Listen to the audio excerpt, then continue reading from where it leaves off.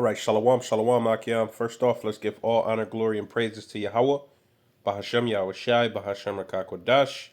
Double honors to the apostles and elders of Great Millstone who teach and rule well. Sincere shalom to all you men preaching this word in truth and sincerity throughout the four corners of the earth. And also shalom to you striving and sincere believers. Okay? The name of this lesson is going to be entitled The Wicked Plowed Eve, Adam's Heifer. The wicked plowed Eve, Adam's heifer. Okay, and we're gonna get into how easily women are manipulated. All right, and has been happening. Okay, since the beginning, and Esau Edom has perfected. Okay, corrupting Eve's mind against the Israelite man. Okay, and Esau be putting Eve's mind to work against her own, you know, I don't even want to say her man because right now a lot of our women are under the vibration of this system, and who rules this system is Esau Edom, man. Okay, and and we all know when you try to talk to a girl, try to get to know a girl, you got to sweet talk her, man, or you gotta, she's very gullible. You could persuade her, and that's what Eve, um, even her friends know that about Eve. Okay, you hear words like or phrases like "fuck that nigga," you don't need him, da da da, and this. What does this do for Eve, man? It gives her that encouragement to be even more wicked. All right, so what do I mean by that? Plowing a heifer. Let's go to Judges 14. And I got this phrase from Samson, right? Okay, who was one of the judges, a Danite. So Judges 14. And you can read his whole story. Okay? And we're going to go to verse 15. All right? And we were, one of the enemies that we had, as far as nation goes, was the Canaanites, man, or what you call Hamites, all right? And there's animosity and enmity with us and Hamites to this day. And these nations know to use, Jake's woman against them, even though I believe this woman wasn't an actual Israelite woman. This was a heathen woman, okay? But they're all, they're women nonetheless, okay? So let's jump to verse 15. And it came to pass. So basically, I'm going to wrap this story. I'm going to summarize it. If you want to read the whole chapter, you can. But they wanted to stop Samson, okay? All right? And they would, how could I put it? Use, in simpler terms, use his woman to weaken Samson, okay? And he would pose riddles to him, man. All right, certain riddles. So he posed a riddle to these people, and it says, and it came to pass on the seventh day that they said unto Samson's wife, entice thy husband, that he may declare unto us the riddle. So they couldn't figure out the riddle, so they cheated. They went to his wife, and when you and that's a lot of Jake's downfall is the women, man. Okay, and most of these women ain't right, man. Okay, entice thy husband, that he may declare unto us the riddle, lest we burn thee and thy father's house with fire. So threatened her, okay, with violence, okay. Have you called us to take that we have? Is it not so? Okay, so if they couldn't figure out this riddle, Samson would win the bet, and they wagered certain things, and they didn't want to give up um, certain things that they had wagered on. All right, and let's jump to verse 16. And Samson's wife wept before him. So she was caring about her family more than him. And Samson's wife wept before him and said, Thou dost but hate me and lovest me not. So she hit him with that love. Oh, you don't love me. And Jake finds herself, even us, in this scenario, whether it be in the past or, present, man. You've heard a girl say that. It'd be some stupid comparison, and she'll say, "Well, you don't love me because you don't do this thing," you know. And you can't really take women too serious, all right? In this captivity, okay. And lovest me not, thou hast put forth a riddle unto the children of my people, and hast not told it me. And he said unto her, Behold, I have not told it my father nor my mother, and shall I tell it to thee? So he's basically saying, I haven't told it to anybody. You're not just singled out. All right, I didn't tell anybody. So, and she wept before him the 7 days while their feast lasted.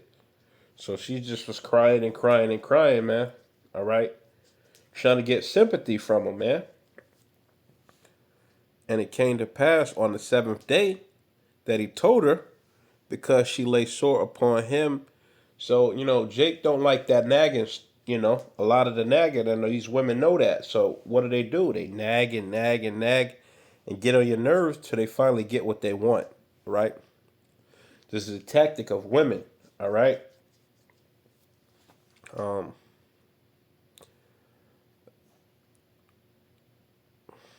okay.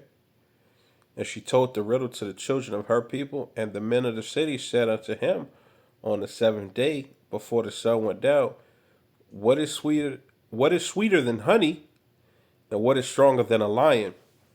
And he said unto them, If he had not plowed my heifer, ye had not found out my riddle. Okay. So when you plow somebody, you're working. They were putting her mind to work. They were working her, man. You know. Um, just to put it short. So that's hip talk, okay?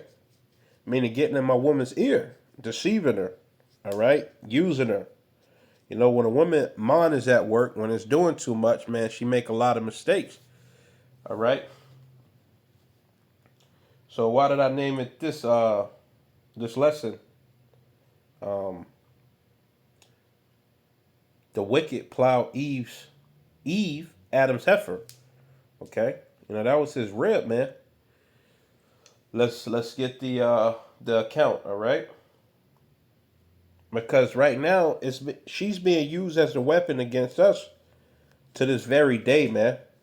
Okay, and these philosophies, these I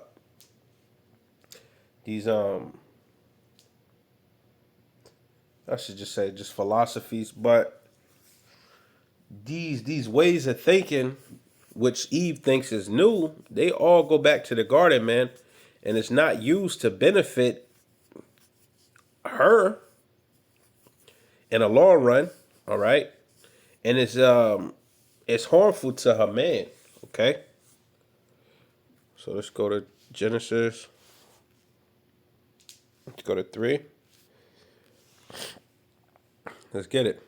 Genesis 3 verses 1. Now the serpent was much more subtle than any beast of the field which the Lord Yahweh had made. So he's comparing the nations to beasts, all right? And he's saying that the serpent, which is the spirit of wickedness, the wicked, which that same spirit is in these Edomites, is more subtle, or more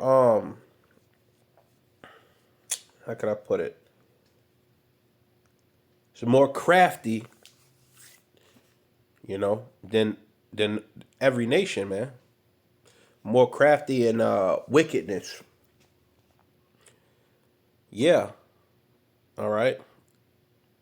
And he said unto the woman, Yeah, have God Yahweh said, Ye shall not eat of every tree of the garden? And the woman said unto the serpent, So now she's trying to reply. She don't know nothing. That he may eat of that we may eat of the fruit of the trees of the garden, and these trees represent different philosophies, different sorts of knowledge.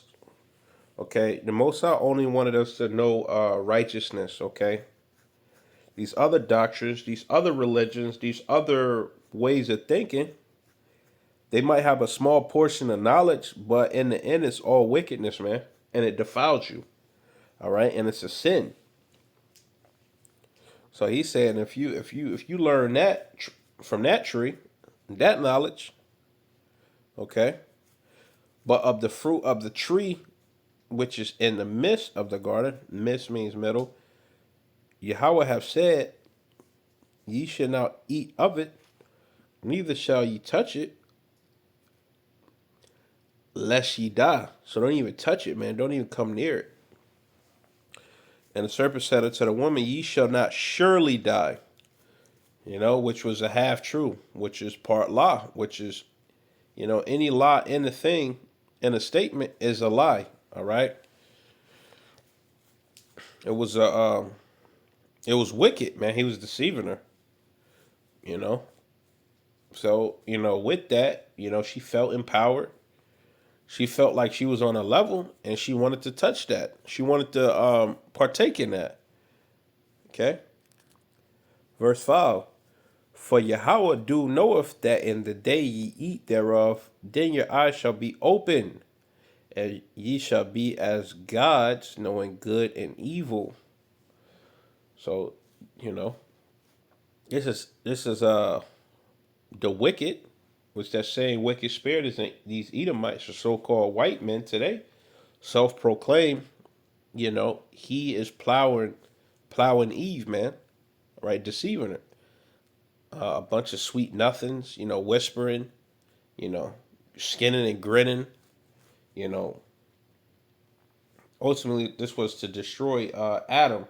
Okay, how do you destroy Adam? Because Adam won't go in for certain things. All right, you wouldn't have got Adam like this. All right, so we seeing the same thing play out in this very day. Okay, for Yahweh do knoweth that in the day ye eat thereof, then your eyes shall be open, and ye shall be as gods, knowing good and evil. Okay. Because we only knew righteousness, Salakia, at this time. All right. Adam and Eve were innocent. Okay. They didn't know about wickedness. Okay. And when the woman saw that the tree was good for food, so she ate that up, man.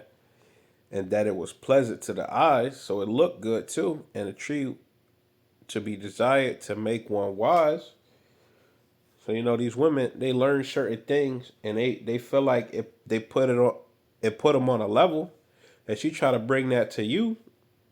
You know, she took of the fruit thereof, did eat, and gave also her husband with her, and he did eat. Okay, so this spirit of wickedness knew that this worked in that time. So what trick is he gonna use in this time? You're gonna use what works, right? So to destroy Adam, you go through the woman. Okay, and these and Babylon the Great has perfected these ideologies, and we're seeing the effects of that, man. We're seeing the end result. Okay, which is utter chaos, utter confusion that led to our nation, okay, being destroyed and being on the lowest level possible. All right, and it all goes back to Esau planting that seed in Eve's head, and Eve running it back to Adam, okay? The Israelite man. All right. So you should take what women say with a grain of salt, all right, a lot of the times, all right? And that's why it's up to you, all right, to follow the Most High and his son, okay? And this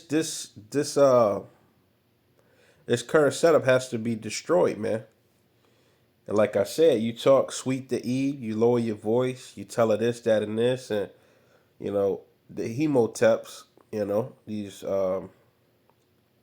Egyptologists, they're really good at it. Okay, uplifting a woman, calling her a queen.